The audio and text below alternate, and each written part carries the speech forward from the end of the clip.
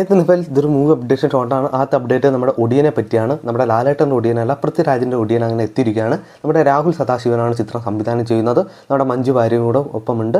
സിനിമയുടെ ഷൂട്ടിംഗ് ഈ വരുന്ന ജൂലൈ ഓഗസ്റ്റ് മാസം ആയിരിക്കും. അടുത്ത വർഷമാണ് ചിത്രം തിയേറ്ററിലെത്തുക. ബ്ലാസ്റ്റ് എന്ന ഈ ചിത്രം ഭയങ്കര ഹിറ്റായ ചിത്രമാണ്. അപ്പോൾ ചിത്രം ഈ വരുന്ന ജൂൺ 25 നമ്മുടെ നെറ്റ്ഫ്ലിക്സിൽ കൂടെ OTT റിലീസ് ചെയ്യുന്നതായിരിക്കും.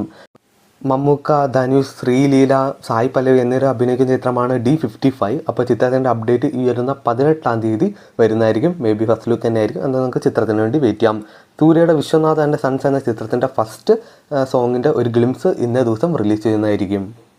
ബാലൻ എന്ന ചിത്രം ഈ വരുന്ന വെള്ളിയാഴ്ച റിലീസ് ചെയ്യുകയാണല്ലോ. അതേ പ്രമാണിച്ച് സിനിമയുടെ ബുക്കിംഗ് സ്റ്റാർട്ട് ചെയ്തിട്ടുണ്ട്. സിനിമയുടെ എങ്ങോട്ടോ എന്ന ഗാനം ഈ വരുന്ന 17-ാം തീയതി, അതായത് ഇന്നേ ദിവസം വൈകിട്ട് 6 മണിയോടെ റിലീസ് ചെയ്യുന്നതായിരിക്കും.